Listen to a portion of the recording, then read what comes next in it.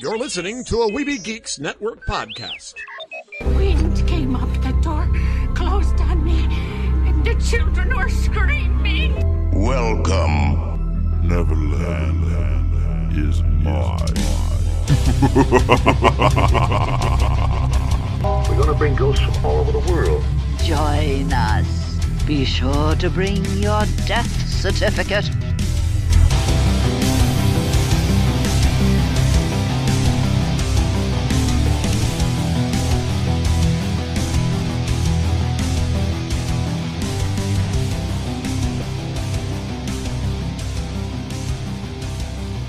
Well, foolish mortals, to Evil Land. You're supposed to tell them to take their pixie out of their pockets. I don't believe in fairies. I am your host, your ghost host. And I'm your pixie, the windy nerd, Heather. Why can't I see you, and what have you done with Jeremy, our Spider-Pan? Wouldn't you like to know? Well, actually I would. That's why I asked. So, you've come to Neverland to find. That's right, and I will turn this place upside down until I do. Meanwhile, Lost Boy Eric is searching Disneyland for him. And he sent us some great audio. And of course, you'll want to share a trailer, won't you? Yep, Fantastic Beasts and where to find them.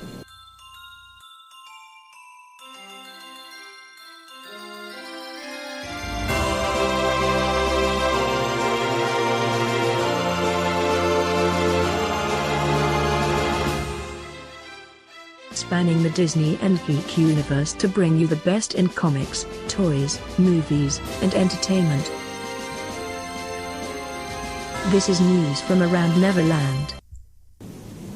Walt Disney World celebrated 45 years on October 1st. Thanks to laughingplace.com for this audio. If you'd like to see the video, head over to their website, laughingplace.com. Ladies and gentlemen, boys and girls, please help me welcome the Walt Disney World ambassadors, Evangeline Palmer and Caitlin Buster.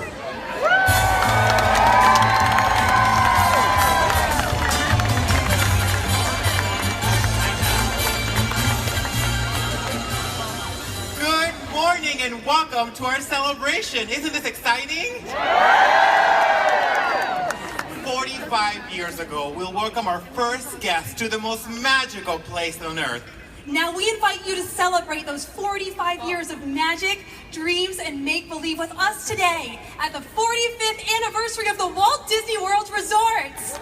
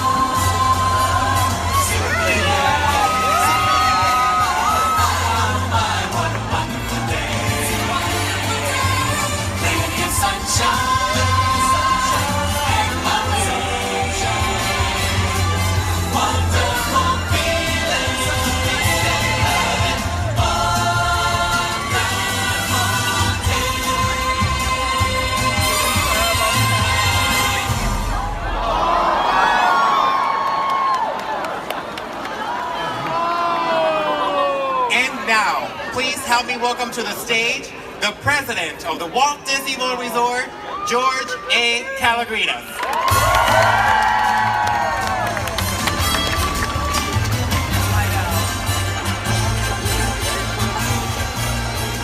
Good morning, everybody.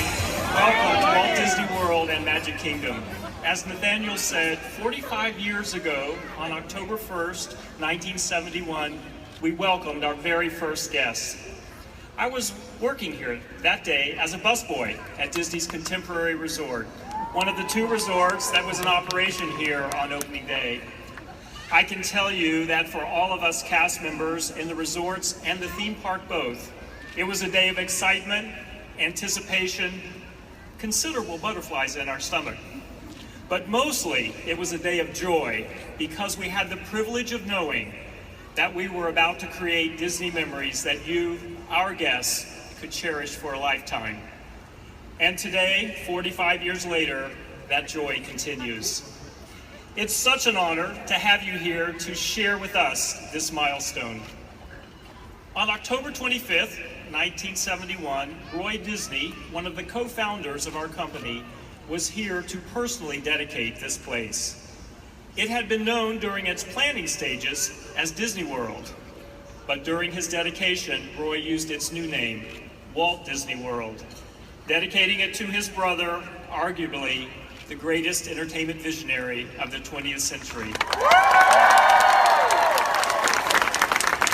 Here's what Roy said on that day.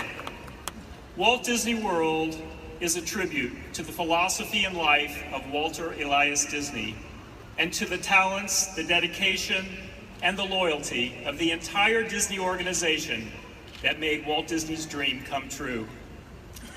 Then Roy ended with a wish that we would like to share again with all of you. May Walt Disney World bring joy and inspiration and new knowledge to all who come to this happy place. A magic kingdom where the young of heart of all ages can laugh and play and learn together. During anniversaries such as this, it's also helpful to remember something our founder said during the 10th anniversary celebration at Disneyland. Speaking at the Disneyland Hotel, Walt Disney said, "I just want to leave you with this thought, that it's just been sort of a dress rehearsal, and we're just getting started." Of course, after 45 years, perhaps we've gone a bit beyond the dress rehearsal stage. But when I think about Walt Disney World, I think of Disney's Animal Kingdom, where next year we will open Pandora, the world of Avatar, an entire new land based on the #1 box office feature of all time. I think of Disney's Hollywood Studios, where we are now into construction on 2 other new lands based on Toy Story and Star Wars. 2 of the strongest franchises in the entertainment industry. That comes on top of everything else we've already done to date. And while I'm not ready to open the jar of pixie dust just yet, I can tell you that we will have much more news coming between now and our golden anniversary in 2021. So in a very real sense, we are just getting started. We are very pleased that you could join us for this moment. And now, to celebrate 45 years of magic, here is a 21st century take on a classic Disney favorite.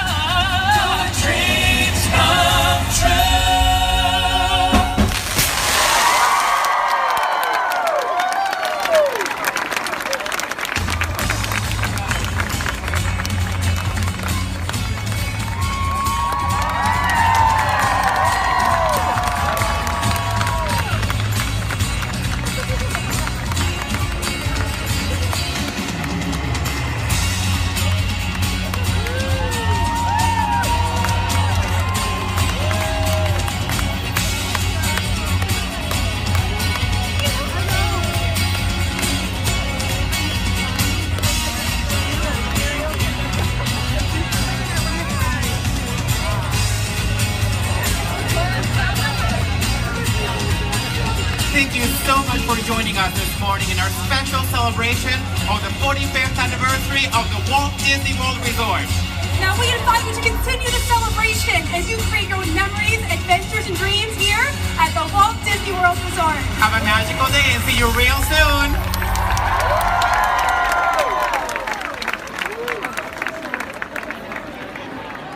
October 1st was also the premiere of Great Moments in History, but only the American parts, starring the Muppets.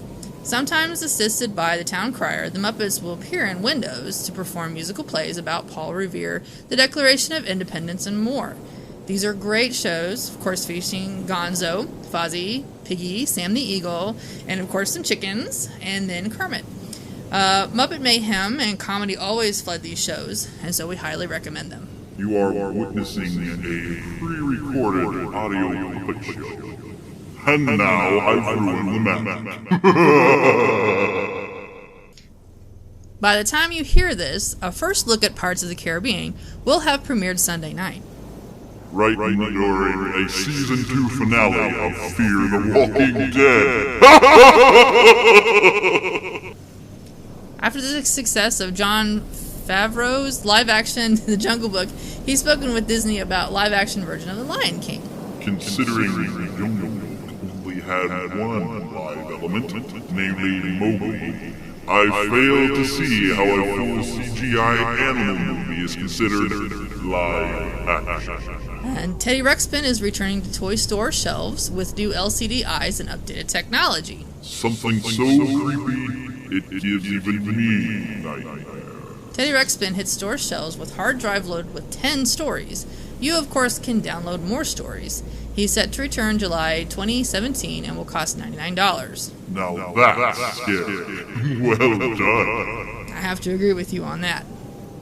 Well, I guess that means you're in the mood for a ride on Ghost Galaxy at Disneyland thanks to Lost Boy Eric. Let's take a ride at a Disney park. Let's take a ride right now. Oh, oh. This. All set up?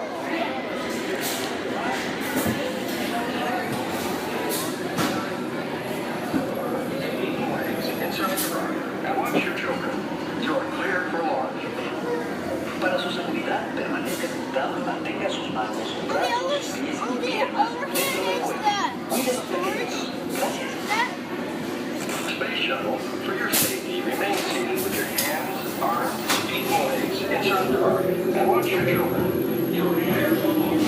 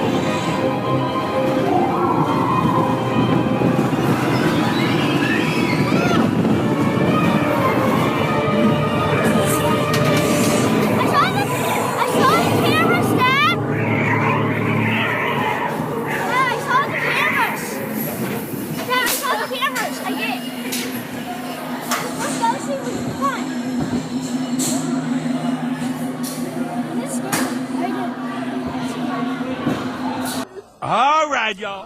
One more time. It don't matter what you look like. It don't nobody gonna sing with me. Okay. The Neverland Trailer Park.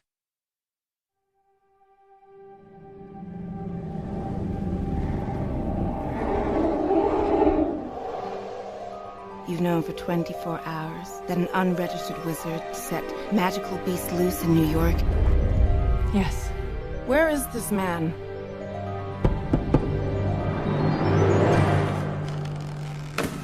So, you're the guy with the case full of monsters, huh? News travels fast. Mr. Scamander, do you know anything about the wizarding community in America? We don't let things loose. Hey, Mr. English guy, I think your egg is hatching. You wiped his memory, right? The no magic. The what? No magic. The non-wizard. Sorry, we call them muggles.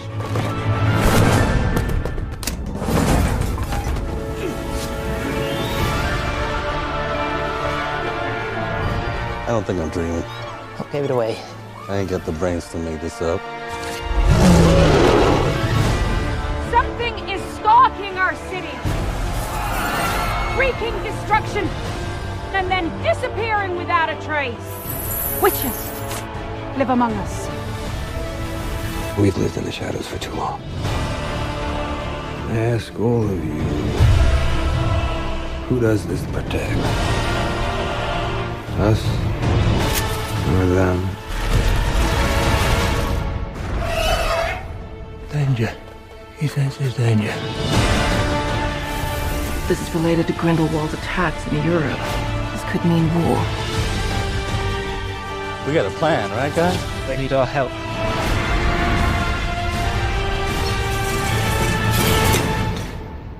Was that everything that came out of the case?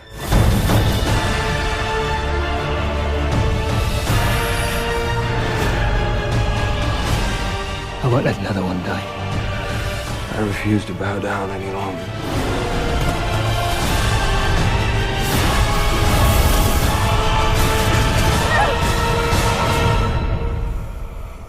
Time is running out, Mr. Scamander.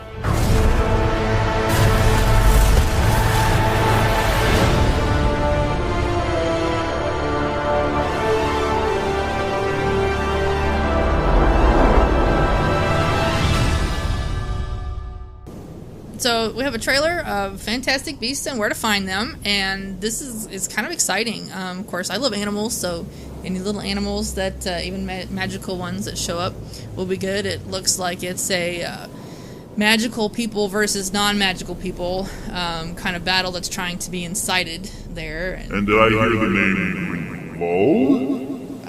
Yes, I think you did. Well, I'm sure Harry Potter fans that have read the books will be familiar with Grindelwald. That alone makes it exciting. But why have I not used this idea? You want Fantastic Beasts? I should unleash a few beasts upon Neverland. How would you enjoy that? Oh, no thanks. We're good with beasts. Oh, of course. If anyone else calls you beasts, though. To Disney and beyond. And now, we'll hear from horror icon Carrie Henn. Fans will know her as Newt in the blockbuster Fear Fest that is James Cameron's A's. Alright. Day 2, Kansas City Comic Con. Welcome everyone. You guys having a good time so far? Yep. Yes, kind of, sort of, maybe. Alright. Our guest this morning made her mark in Hollywood as Newt. So, let's let her go ahead and come out and she can talk to you. Ladies and gentlemen, Carrie Henn.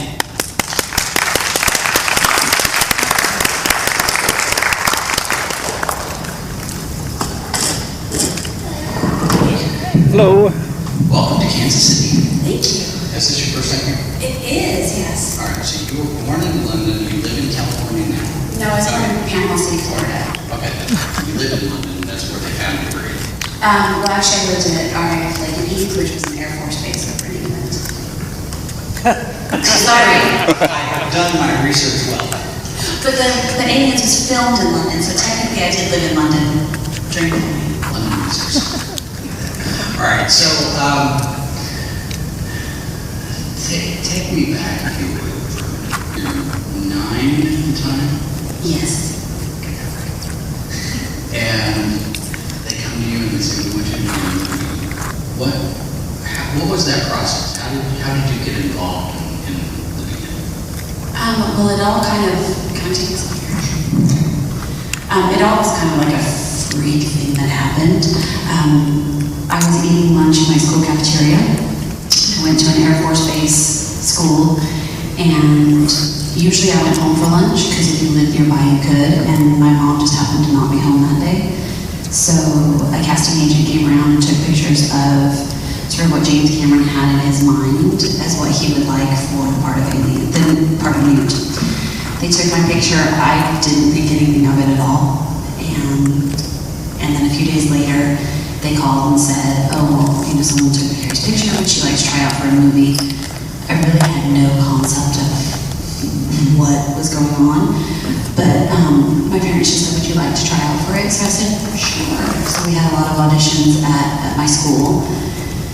And then they brought about 5 or 6 of us from my school to London, to Fandom Studios, and they did auditions there. And then they called back and said it was between myself and a girl in America. So they were flying Sigourney Weaver over to audition with me to see kind of how our chemistry was. And then after that audition, they called up and said I had the part. And again, we still really didn't have a concept of what I was getting involved in. So first day on set, when you've got all of this around you, these cameras, these people in hair, makeup, and lights on. How did you react to that? I mean, when it was before really you were on the set? Well, I was very lucky because between James Cameron and Stan Winston, they were very amazing, and they tried to shelter me from a lot of things. And part of that was by telling me how everything was done. So before the actual filming, I was there and I got to see the sets and see how everything was. They tested my hair, like they had to cut it because it wouldn't frizz out enough because it was too long. They tested my makeup and everything. So I was used to all of that. What actually worried me the most was we had to go and eat. Everyone went into the cafeteria and they ate, and I was upset the first time going there because I thought everybody would laugh at me because of the way I was dressed. I had no concept. They were filming Little Shop of Horrors at the time, so there was people dressed all crazy in there. But as a 9-year-old, that was my concern, was that they were going to think I was weird. So. And 9 years old, going in and working at Fandom Studios, where so many films have been made, there's no sense of the history of the place. But now looking back on it in hindsight, is your feeling about it any different in how much of an impact this is? Because Aliens was a really big hit in the 80s. And we are 30 years later, we're talking about you're doing panels, because after Aliens, you didn't do any more acting. No, well, and at the time, I didn't realize how big Fandom Studios was, or even how big half the people I was working with were, because at 9 I had no concept.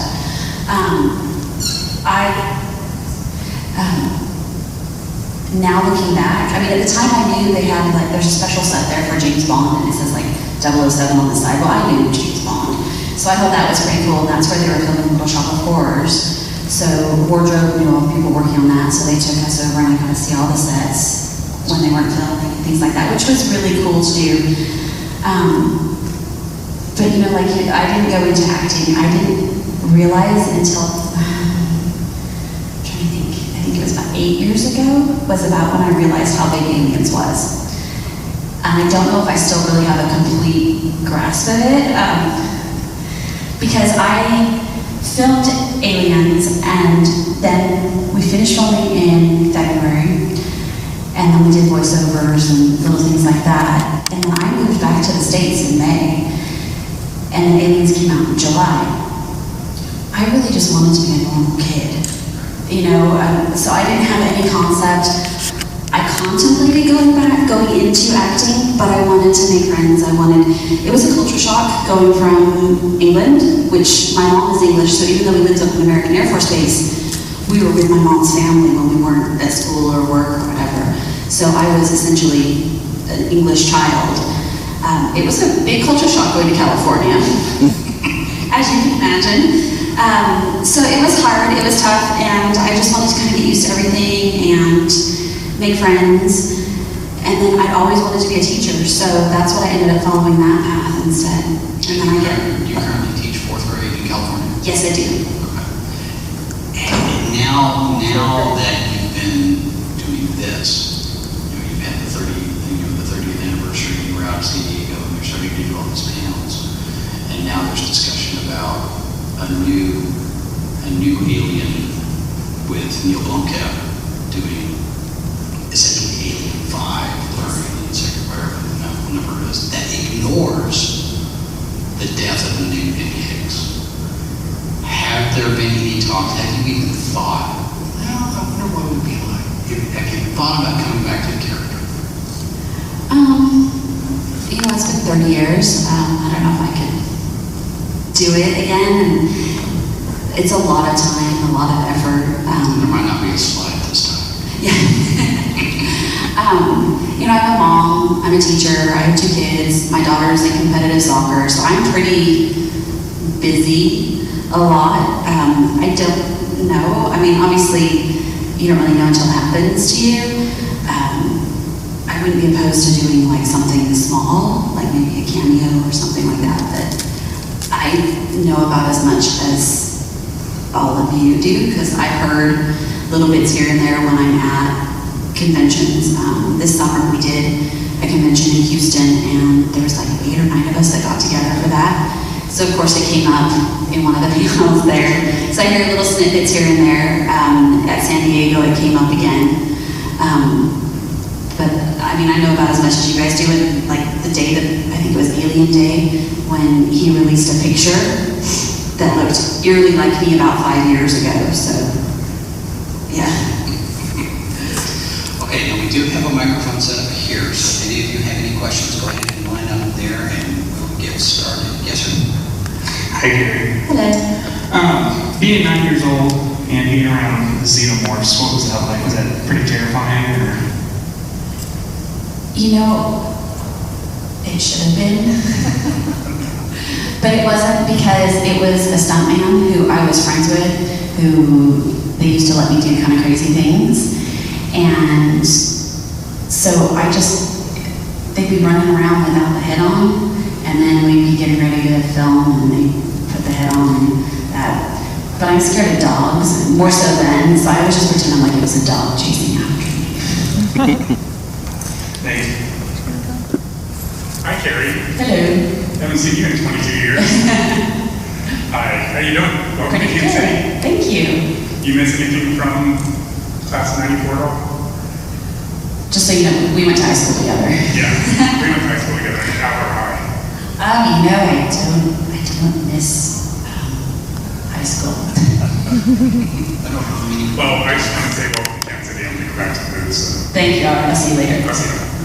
Now, the whole wanting to be a normal kid and doing all that, now that you're doing the conventions and whatnot, are the people in your neighborhood looking at you a little bit differently, or do they know that you're Newt, or has that?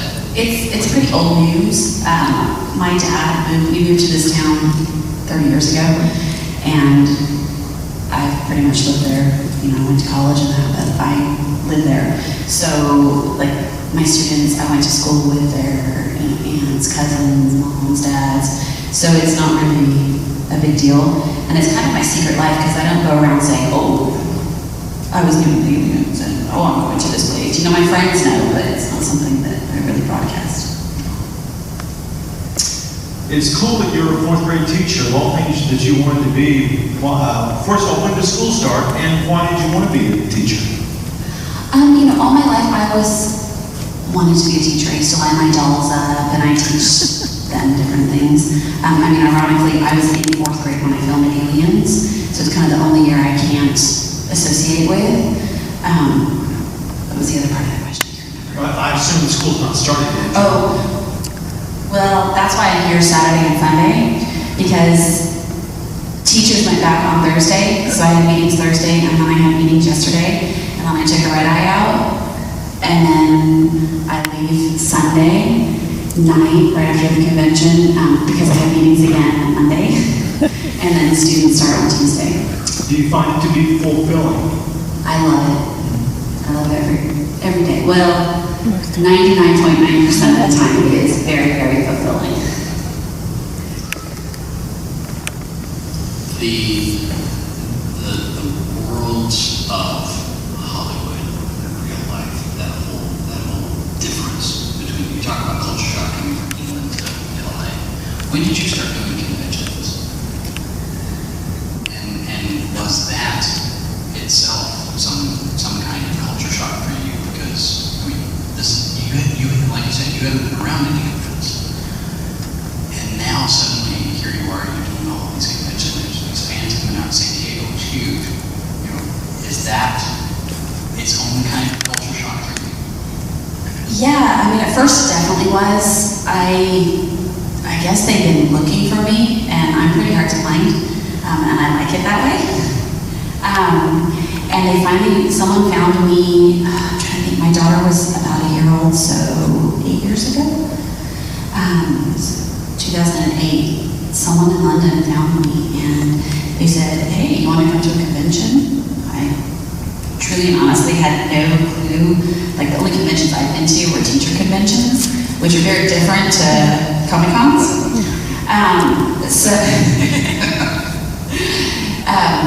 So I thought, oh, a free trip to London? What the heck? My family lives there. So we went, and it was the London Film and Comic-Con, which 8 years ago was a lot smaller than what it is now, because I went to it last summer and it was a completely different world. And it was really neat, and it was kind of weird for me, because I'll be sitting up there and I'm like, oh my god, I'm sitting next to that person, oh, there's that person, even I'm doing selfies of myself and sending it to my friends with like people in the background. So I mean, it was a culture shock. The next one I went to was Dragon Con in Atlanta, and that's a whole other ballgame. And that was kind of my introduction to the bigger ones. And I've done a lot of different ones, and I just did San Diego Comic-Con, which is on a whole different level.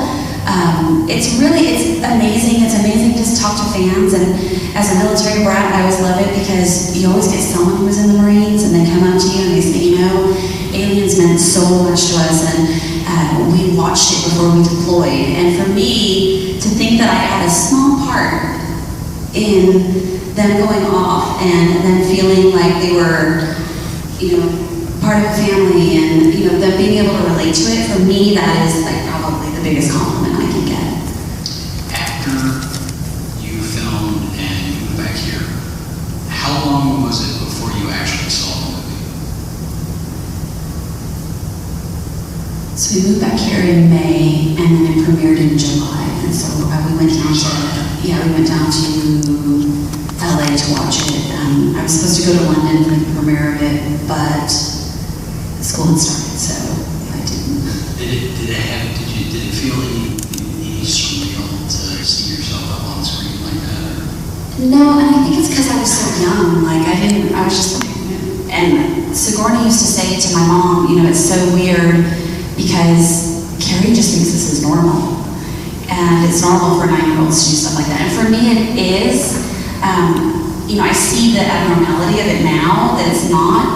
And like, you know, we have pictures on the wall, and my daughter will say something like, or, you know, there's something that Sigourney has given her or something, and she'll be like, oh yeah, my friend Sigourney gave this to me.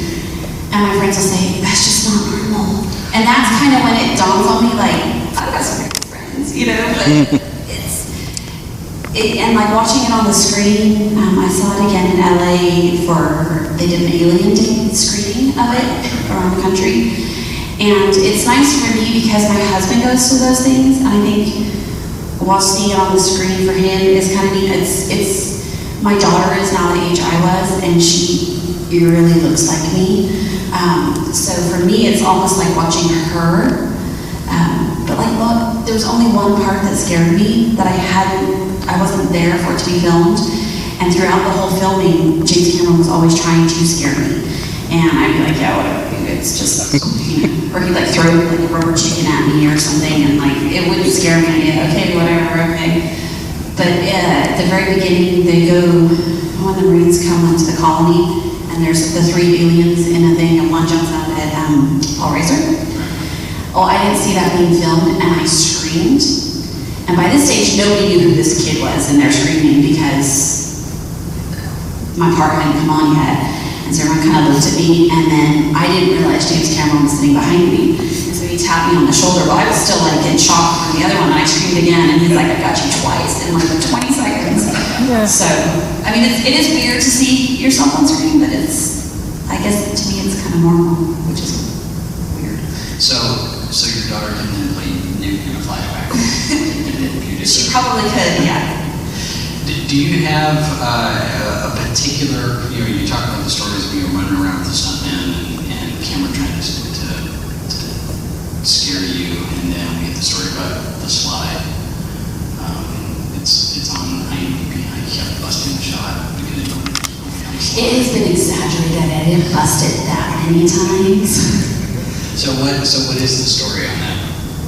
This is where you're hanging on and you fall down the chute? Yes. Right? Yeah. So it was about a 3 or 4 story chute, and it had this huge mat at the bottom of it, which, I mean, we're kids. That's like heaven right there. And then all the people working on the film had put like a sign up, and it was like adults £1, children free. Well, I was the only child there anyways. And so I was up there, and I think maybe once or twice I kind of messed up a little bit so that I could go down, and then, because I didn't mind then when I went down the stairs. And then James Cameron said to me, he's like, Carrie, as soon as we can get this done, and I always thought he knew what I was doing, but just this summer we talked about it, and he didn't realize that's what I was doing. And he said, as soon as we can get this done, you can go on the slide as much as you want. So I said, all right, let's go. So, Bill Paxton improvised a lot of lines. How much did you get to play with what was in the script? Or was that even discussed? Did Cameron even say, we'll do it this way, and then we'll try one, and you can make something up? The only kind of improvising that, because I am very much like, I mean, I guess James Cameron said to my dad, you know, I don't have a lot of experience working with children. Do you have any tips on Carrie, what I can do to get her? And he just said, tell her exactly what you want, and she'll do it. And that's how I've always been. Like, you tell me what I want, and I'll do it. And I'll do exactly what you say. Like one point I guess, you know, I stick my hands up through the grate before the alien comes. So I was in the water, and he was actually on top, and he said, okay, I'm gonna say Sporty's line, it is XYZ. And once I say that, you say your line. So I said, okay. So we were rolling, and he didn't say XYZ, he said like ABC, and I said nothing. So then he's like, okay, cut. Carrie, what happened? And I said, well, you were supposed to say XYZ, you didn't say it. I mean, I was very literal. The only thing that was, I guess, kind of an improvise, but it wasn't, is at one point early on, James Cameron said, you know what, let's add a scream in here. So I want you to scream, and we'll see how that goes. So I said, okay, so I screamed, and then when I was finished, I kind of stopped and looked around, and everyone was just staring at me. And so it's kind of, I guess, an improvise, but like, then he said, okay, we're gonna use that word. But then I got laryngitis, that kind of sucked. You did a lot of screaming in that. Yeah. Now, I understand your brother was also in the movie, he was in the deleted scene. He played your brother in the film. Is that, do you guys ever talk about the experience, or? Yeah, I mean, my brother got to come on set even when he wasn't filming. The school would let him out occasionally to come up, and he would spend a week here or there because my mom and I were living in London. He and my dad were at Cambridge. Well, just outside of Cambridge. And so he'd come and do that. For me, it was cool because I'm on set, he and I are over there, my mom's over here, I get to argue with him, and I got to hit him with my doll, and I was getting paid, and she could do nothing about it. So like, for For me, that was cool. I don't know how cool it was for him. But, you know, it was never, like, I often get a lot, you know, like, oh, was your brother jealous that his part got cut out or whatever?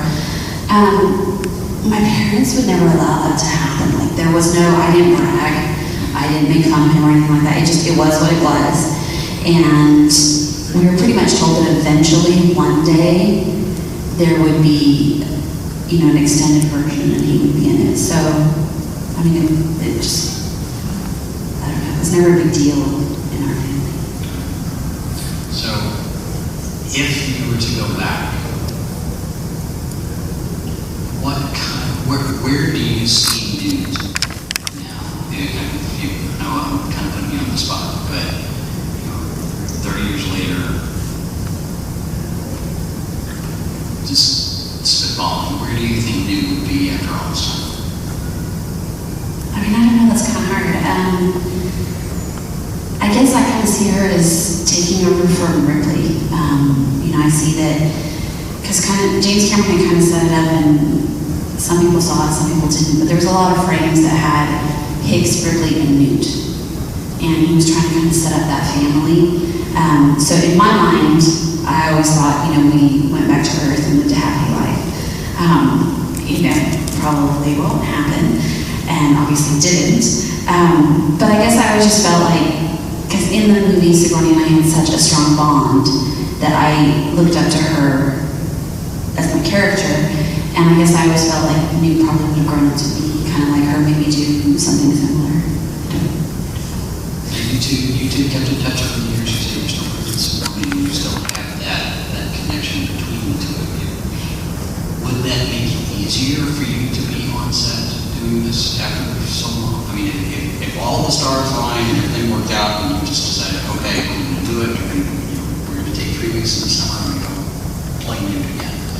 Would that make it easier that you've kept in touch with her all this time?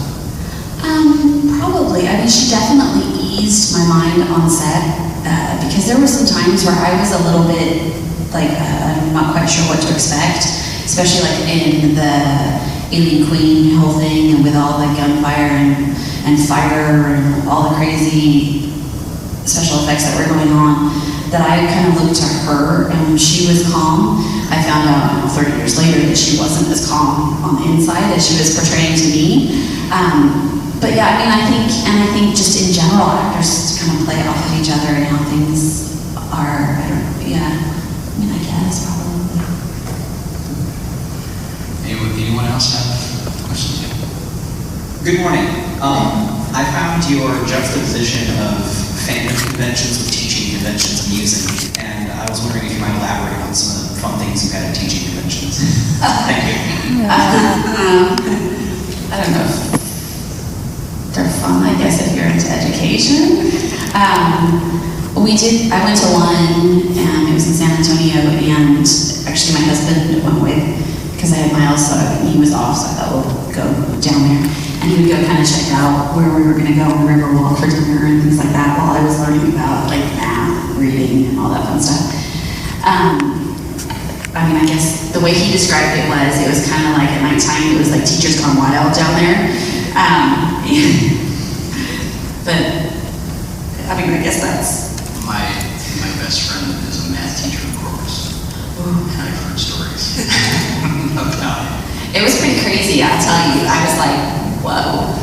So do you have a specialty, you know, in 4th grade, some kind of, depending on the school, that you either have, you're always teaching math to all of the students, or you're reading, or you're... I do it all. I do it all, yeah. And I'm excited this year. I have my daughter in my class, so.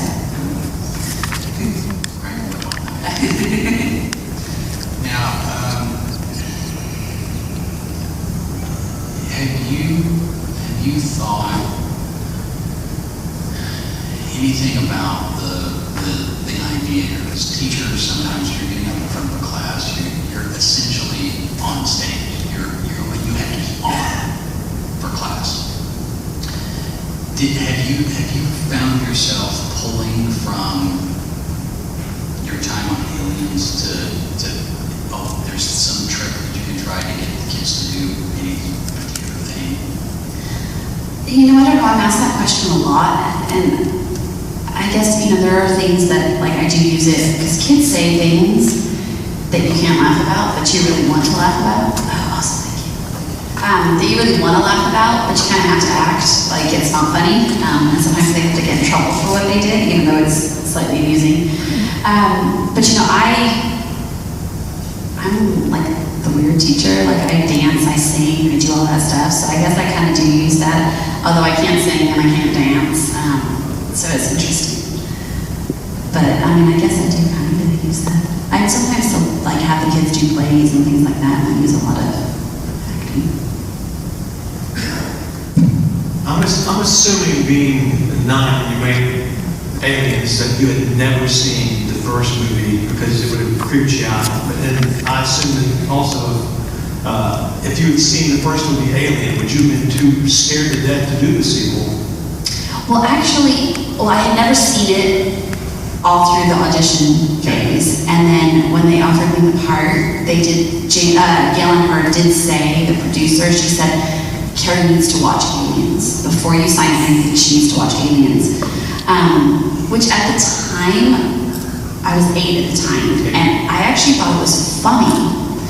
Like, I thought it was like, I don't know, I thought it was funny, which is ironic because Aliens is probably the scariest movie I've watched since then, because I don't like scary movies. So, I did see it, but I had a very different reaction. Now I wouldn't want to go watch it because it would probably scare me. I have like that active imagination, and I like imagine it was going to happen around me or something. Now, with Gil and her producing The Walking Dead, do you get questions about showing up on that show at some point? Are people regularly asking you when you're going to get back into acting? I do get asked that a few times, and there's been a couple people who have talked to me about doing cameos on different things in that, and I said if it works out, it works out. Then I wouldn't be opposed to it. Just right now, I don't have a lot of time. Yeah, it was funny because in San Diego, Sigourney and I were talking to Gail separately, and I said, I'm sorry, Gail, I haven't watched it. And she's like, oh my God, Sigourney hasn't watched it either. She's like, how come you haven't? I go, it would terrify me. I would be convinced zombie everywhere with zombies. And that's exactly what Sigourney had said. She said, as soon as that idea gets implanted in her head, she would just see them everywhere. Yeah, that would be me. There was, you keep mentioning cameos. You'd be okay with cameo or doing that kind of thing. The recent sequel to Independence Day got a lot of fan blowback because they replaced the actress who played the president's daughter from the first movie, who was about that same young age, and they replaced her. And there were a lot of people who were not happy with that. Since this is your part, would you be okay with somebody else playing an older Newt? Because there are a lot of people out there that think you're the only one that needs to play it. If Newt comes back, Carrie Henn needs to play it. Yeah, which is interesting because I guess about a year and a half ago I opened up a Twitter account, and I get a lot of questions about it and a lot of people saying that to me. As long as they did me proud. Because in this new one, you've got, Sigourney's back, Ian said he's coming back, and it's one of those where, well, if we're bringing everybody back, we need to bring everybody back, and so there's that push. Well, I think that from what I've read, is that Newt is supposed to be quite a bit younger. Is supposed to be like in her late 20s, is what I read somewhere. So I don't think I could pull that off at 40. Okay, so what's next for you? You've got the school year starting on Monday, right? Tuesday. And that's your life. You've got how many kids do you have? I have 2 children.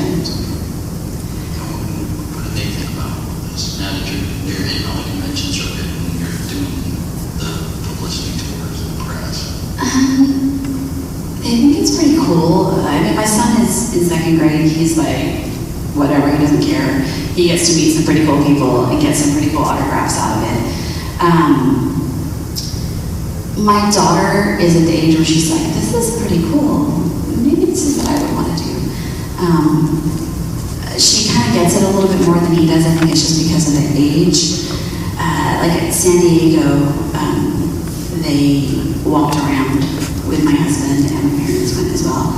And they just couldn't believe that like I was sitting among these people. And during the panel and that, they just were amazed. I don't know if any of you have been to San Diego Comic-Con, but we were in Hall H, and my children were just like, that's so weird that that many people wanted to hear you talk. Like, we got to hear you talk all the time. You know, my students say the same thing.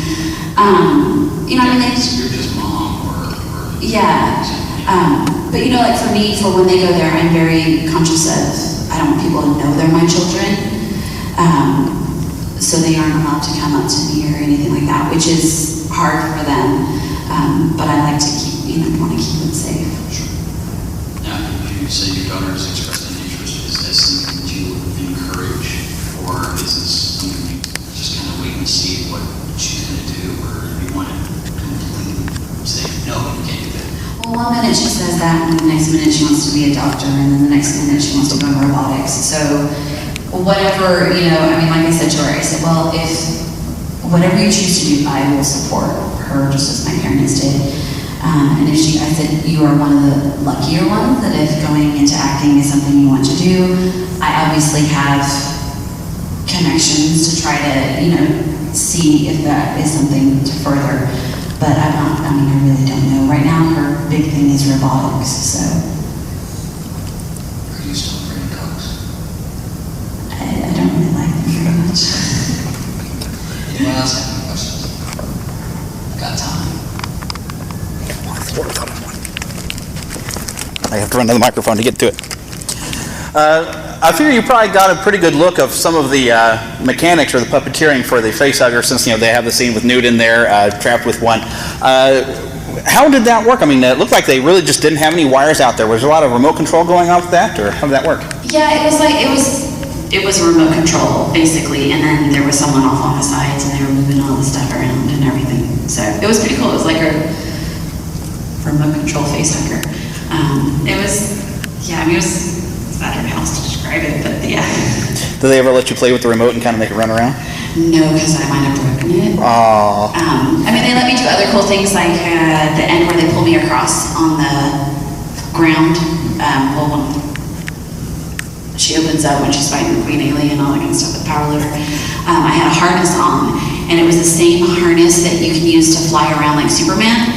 And on another set, they were filming aliens flying around from various scenes here or there. And they said, when we're done with this, we'll take you over to that. Then they let me fly around and do fun stuff like that. Cool.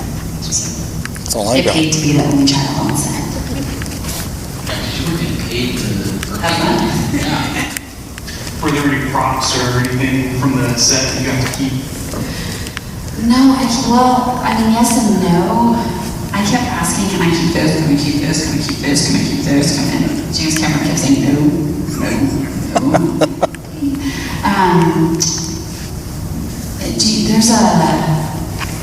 When Ripley goes after Newt, and it's in like my little nest where I had all the stuff in there, she pulls out a picture and it says Second Grade Citizenship Award. And in it, there's a picture of me and I'm in a dress. I still have that dress, but that's about the extent, I think, of the excitement. And wardrobe gave me a few little things. On Hudson's coat of armor, he had a skull, and there was like a knife in it or something, and they had made multiple of those, and so they gave me one of those, and little things like that. But no, I wasn't allowed to keep much. What was your biggest takeaway from working on this? The one big thing that has stuck with you all this time from that experience? I think even as a child, I realized how much that movie centered around a woman hero. I don't know if it's from the movie or if it's from my parents or if it's a little bit of both, but I never doubted that I could do or be anything that I wanted to do. And I think it was kind of empowering for me as a girl. That's one of the most exciting things to take away from it, but that actually is pretty profound, because thinking that you were 9 at the time, and having that kind of epiphany, that actually is probably something that really put you in your path to teaching projects, I think. Because, that's when having a kind of my own do that, you can do anything that you want, knowing that the resources, the talent, and the skills are going to be whatever package they end up with. And you talk about having connections if she was to start getting into acting or whatnot. Did you have any additional opportunities that came your way out of this, or when you were done, and you went back to school and everything else was? well, right after Aliens, I was actually offered quite a few parts. They offered me parts, like, they were mine, I didn't have to try out for them type thing. I did turn a few of them down, and that was because I had just moved here, and I wasn't ready. I needed a break. There was one movie that I had tried out for that I was really excited about, and the funding just fell through. So, it was one of those things. But, ultimately, and I think that's what a lot of people have a hard time with understanding, because they don't understand that it wasn't my passion, it wasn't my dream. Did I enjoy it? Yes. Was it an amazing experience? Absolutely. Would I do it again? Of course. But it wasn't my passion, my dream. Teaching was. And so that, I'm a very lucky girl who had, and I mean, if you're going to be in a movie, it was one of the movies to be in, It's the same thing too, like I was saying to Kevin Smith when I was in San Diego, I said, I came out on top. How many people come out on top and can stay up there? So is it better to leave when you're on top? I don't know. I mean, sometimes, don't get me wrong, I'm looking around my class and I think, man, I gave up what could have been a lot of money. But, ultimately, at the end of the day, I love what I do. Well, and that's the thing, you use the word passion. That's the thing is, I've been in several places where, people that are working on the project are either just doing it for the money or they've got a contractual obligation in their hearts are in it. They just don't want to be there. And it does affect the performance of the work. And, for whatever the job is, whether it's acting or teaching or construction, if you don't believe in what you're doing, then you should find something else to do. And it sounds like you've really found your niche. Now, did you want to be a teacher going back as far as you remember, or when did that?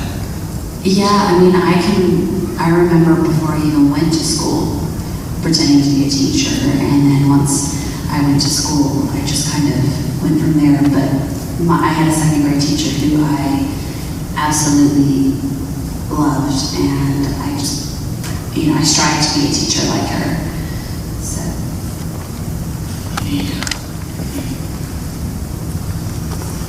The incidents or funny stories from the classroom. Two ways. I mean, there's always something that happens, and it's, usually the wild crazy stuff doesn't happen that often, but upon occasion. When you first started teaching, was there any emotions, any of that sort of staff and the other from your coworkers? No, not as far as that was concerned, because I subbed at the school that I had originally started teaching at, and I taught there for 10 years, but I subbed there off and on for about 2 or 3 years, the last few years of going to university. And they all knew me, and most of them I'd gone to school with their kids, so it was like, whatever, it's not a big deal. I mean, I do get kids, they'll come up to me, and they'll say, like after parent-teacher conferences in the fall, and they'll say, my dad has never, ever taken off work to go to a conference. It's always my mom. And I just have to tell you, the only reason he came is because he's a big fan of Aliens. So I'm like, oh my God. It's kind of embarrassing because... You can use that. You can encourage your parent involvement then, right? Oh yeah, but usually they just come in to meet me. And then like the kids will bring, like at Christmas time, they'll bring like the DVD. And would you sign this and I'll give it to my dad for Christmas and things like that. So. You mentioned that the London Con and maybe some other cons as well. Taking selfies and of yourself with people in the background. Who have you been really juiced or jazzed to meet or take selfies with, and vice versa? Do you think it's funny that some celebrities have been jazzed or juiced to meet you? Yeah, it's kind of weird to me sometimes when other celebrities will say like, "Oh my God, I'm so excited! Oh, I used to watch you dance when I was little, and you were my favorite character," and things like that. And that used to that's kind of weird for me.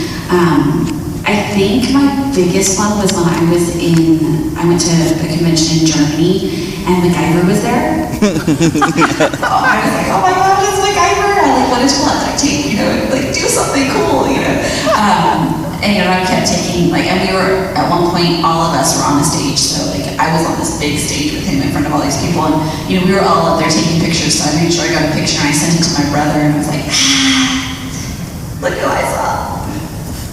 Is there like a balance? Like you want to play it cool, but you also want to be a fangirl at the same time?